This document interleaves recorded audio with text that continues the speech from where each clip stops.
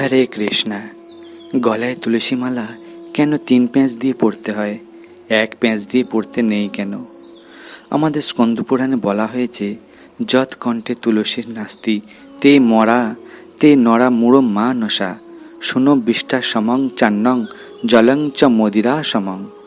যে ব্যক্তি নিজের গলায় তুলসী মালা ধারণ করে না, ওই মূঢ় ব্যক্তি যদি জল স্পর্শ করে তাহলে ওই জল মদিরের সমান হয়ে যায়। আর যদি অন্ন স্পর্শ করে তাহলে সেই অন্ন রাজহংসের বিষ্ঠা মল সম হয়ে যায়। তাই প্রত্যেক মানুষের তুলসী মালা পরিধান করা একান্ত কর্তব্য।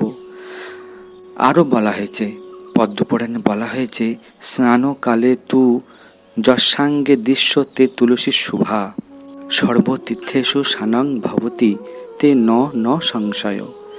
যখন কোনো মানুষ গলায় তুলসী মালা ধারণ করে, স্নান করে, তখন ওই তুলসীকে স্পর্শ করে জল সর্বাঙ্গে স্নাত হয়, ওই ব্যক্তির পৃথিবীর সর্বতীর্থ স্নানের পুণ্য ফল প্রাপ্তি হয়ে যায়।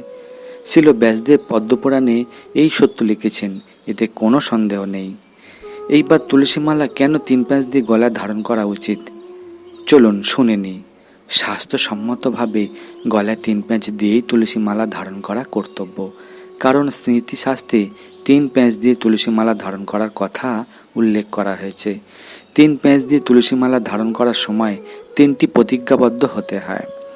প্রথম প্রতিজ্ঞাবদ্ধ, প্রথম পেঁচ দিয়ে বলতে হয়, আমি নিজেকে উদ্ধার করিব শ্রী হরিনামের দ্বারা। এই হলো প্রথম প্রতিজ্ঞা। দ্বিতীয় প্রতিজ্ঞা, দ্বিতীয় পেঁচ যখন দেবেন তখন দ্বিতীয় পেঁচ দিয়ে বলতে হয়, আমি আমার পরিবারকে উদ্ধার করিব হরি নামের দ্বারা। আর তৃতীয় পেঁচ দিয়ে বলতে হয়, আমি যাহাকে দেখিব তাহাকে বলিব হরিনাম, উদ্ধার হইবে সে হরিনামের দ্বারা। এইভাবে তুলসীমালার প্রথম পেঁচে নির্দেশ করে সম্বন্ধ তত্ত্ব, অর্থাৎ জীবের স্বরূপ হয় কৃষ্ণের নিত্য দাস। কৃষ্ণের সঙ্গে যে আমার নিত্য সম্বন্ধ রয়েছে, সেই সম্বন্ধকে স্মরণ করে গভীর প্রেমের বন্ধনে আবদ্ধ হতে হবে।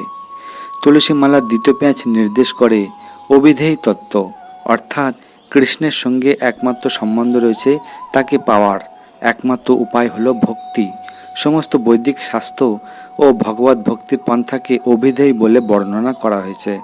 তাই এই তুলসীর দ্বিতীয় পেঁচ দিয়ে আমি যেন সেই ভক্তি লাভ করতে পারি। আর তুলসী মালার তৃতীয় পেঁচ নির্দেশ করে প্রয়োজন তত্ত্ব, সমস্ত জীবের একমাত্র প্রয়োজন হলো কৃষ্ণ প্রেম লাভ করা। তাই এই 3টি প্রতিজ্ঞাবদ্ধ হতে হয় এই তুলসী মালা 3 পেঁচ দিয়ে পড়ার মাধ্যমে। তাই আজকের এই ভিডিওতে আমরা জানলাম 3 পেঁচ দিয়ে কেন এই তুলসী মালা ধারণ করতে হয়। তাই আমাদের জীবনে 3টি প্রতিজ্ঞা আছে ভগবানের চরণে, এই 3টে প্রতিজ্ঞা করেই তুলসী মালা ধারণ করতে হয়। কেমন লাগলো এই কাহিনী? যদি ভালো লাগে বেশি করে শেয়ার করুন। আর এই রকমই সুন্দর সুন্দর লীলা কথা কাহিনী শুনতে চ্যানেলটিকে অবশ্যই সাবস্ক্রাইব করে রাখুন। দেখা হচ্ছে পরে অন্য কোনো ভিডিও নিয়ে। ভালো থাকবেন, সুস্থ থাকবেন। হরে কৃষ্ণা।